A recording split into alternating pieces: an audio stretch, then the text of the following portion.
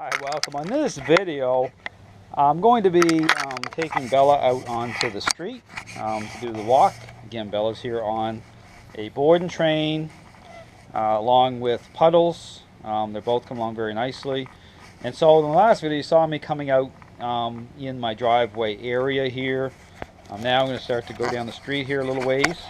But again, as you do the walk here, understand the focus for the walk is on where the mind is traveling versus distance. So when you start to do this, it's about relationship.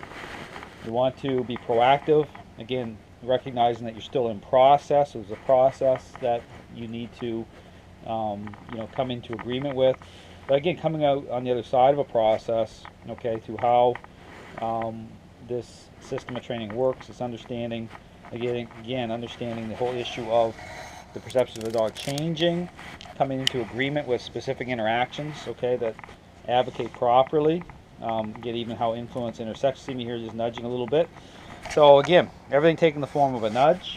So it's not about cranking and yanking on dogs. You see I have the pressure collar on her to give me extra leverage. She's got some pit in her, and so this helps me gain some leverage. But again, in this system of training, tools take on different meaning, okay? So because you're being proactive in such a way that influence is interceding ahead of the curve of a mind's dog, so you're not waiting to get yourself in that position where you need to crank and yank, because you're being proactive, just like being a parent that understands you get a relationship problem.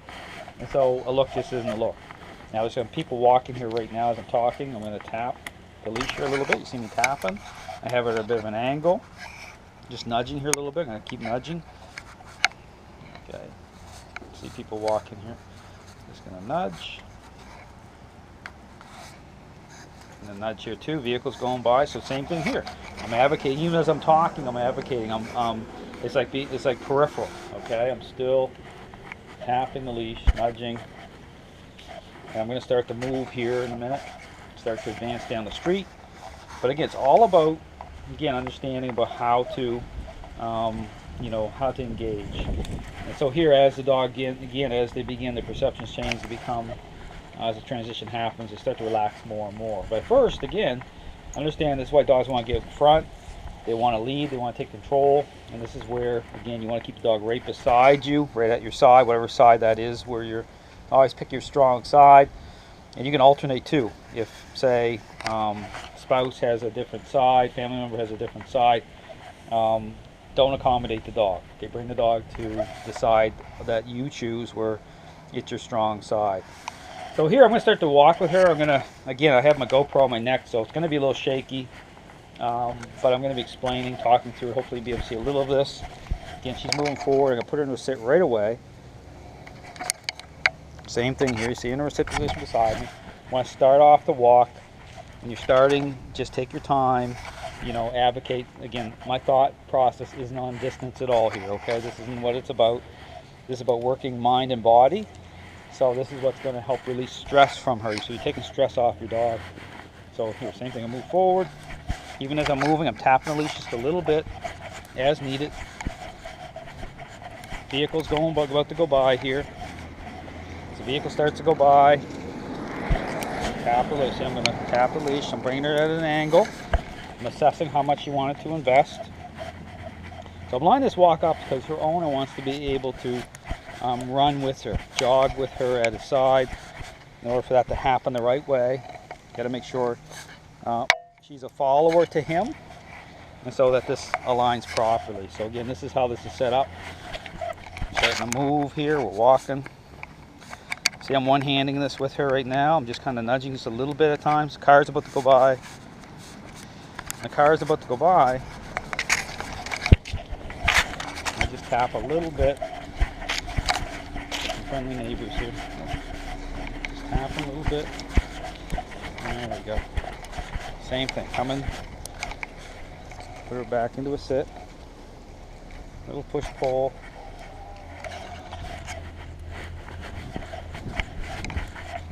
Happen. Someone's got a microwave out. Dog's barking. Great thing about my neighborhood is there's always lots of activity.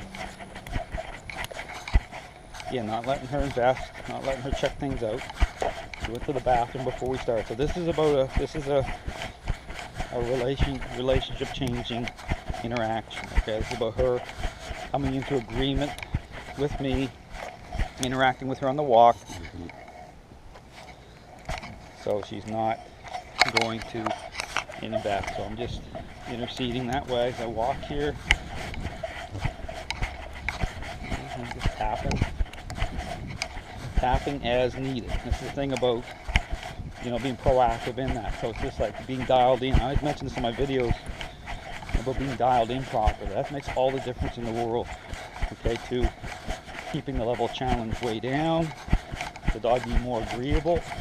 And also I mentioned about interactions lining up in a very specific way. That's really critical. So, because the dog's got to make sense of what you're doing. So if you're erratic and you're, you know, jerky and you're moving different directions and it's all over the place, you're going to there's a dog right there. You're going to enter into a bunch of conflict. So right here I got a dog there. I'm going to stop for a second. This is where I'll take advantage of dogs being around. See the dog over here behind the fence line. She's looking over here a little bit. I'm going to tap her a little bit. See that? Just a little nudge. And tap again the other way. I just want her to be, not to be overly invested. Moving again with her. See, I'm just moving. Oh, some nice Christmas decorations in here. Moving with her. She's doing great. I always tell people, like, when your dog does good, it means you do good. So, you know, that's happening. Always give yourself a pat on the back.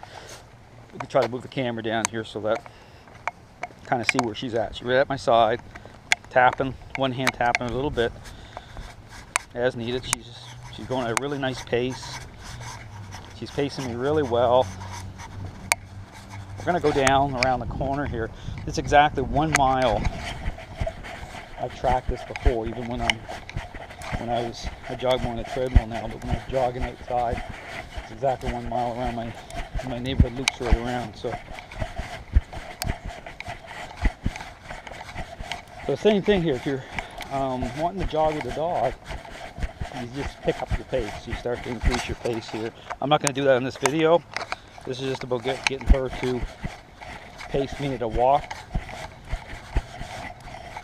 She's wanting to pull back a little bit here because I understand, and this is just funny in a way, dogs weigh their options. And they're like, so, well, I can't control the walk because Dale's not letting me advance out in front. Well, I'm going to start to resist coming forward a little bit. And so you have to make certain adjustments because I want her right beside me. So now she's pacing me great right here. See how perfect that is? Doing really well. Because here's the thing, it's just like, you can always picture the leash as your paintbrush. You're painting the perfect picture by way of just how you're working the leash. It's all about really good leash technique. It's about being proactive, but the most important thing, again, I said, is being dialed in. You need to be dialed in tune with the dog's state of mind the right way. Great, she's doing fantastic. Yeah, I talk about not using remote collars for the walk and stuff because you have to have the ability to adjust the level of influence depending on the state of mind of the dog at any given moment. So when you're using a remote collar, that represents you're not dialed in and you're going to be hitting that button waiting way too long because you don't have a good perception or sense of what's going on. So you want to strip it down to a leash, a flat collar, and or a pressure collar for a period of time.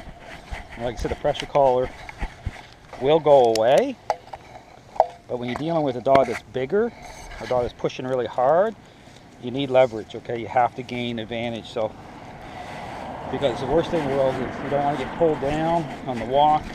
You need to be able to make the adjustments, but stay away from the prong. It's called prong or pinch collars.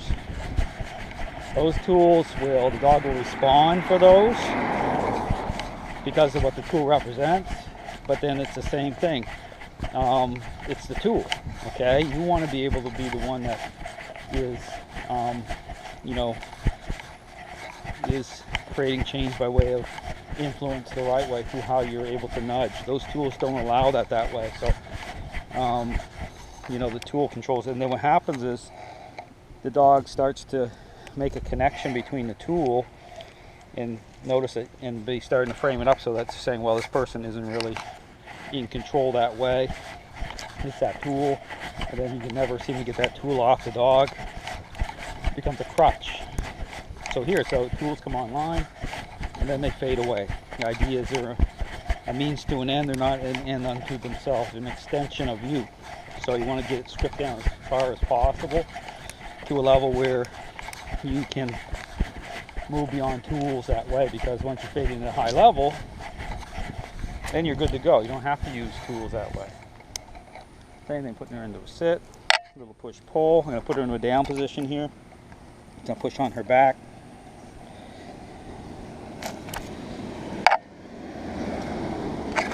Into a down, bring her back up. She's doing really well. All right. Neighbors over walking.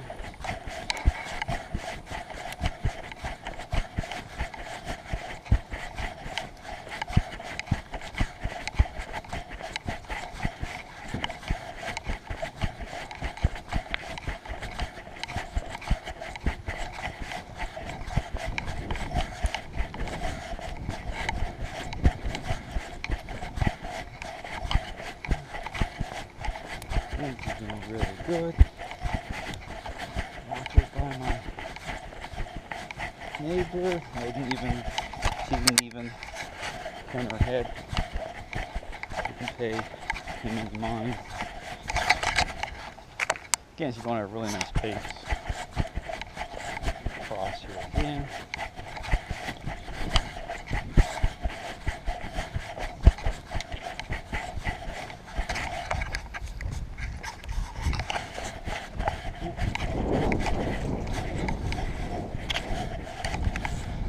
Christmas decorations up. Get my letters to Santa ready to go. So if you have a letter you want to deliver to Santa Claus, drop it off at my house here, put it in the box. I'll make sure it gets to the North Pole. So,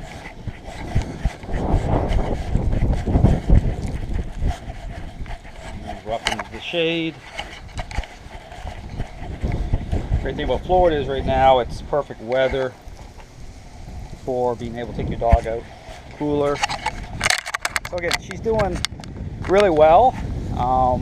You know, when I look at how things transpired on the walk, people out, neighbor come out right out. She didn't even turn her head once we got into a little bit of a rhythm. But again, always focus on, it's not about distance at first, okay? It's about where the mind is traveling and being dialed in. So here again, the goal of the owner is to get set up so that he can run with her, jog with her. So this is the framework to do that. Just getting faded in really well, going at a slower pace, and then from there speeding up. Okay, which we'll do that. I'll speed up with her a little bit here after a couple days. But this is starting to get into expanding territory here a little bit with increasing expectations. Again, Bella's doing great, and I'll be working with Puddles exactly the same. Here we're getting her out a little bit too in the street. Thanks for watching.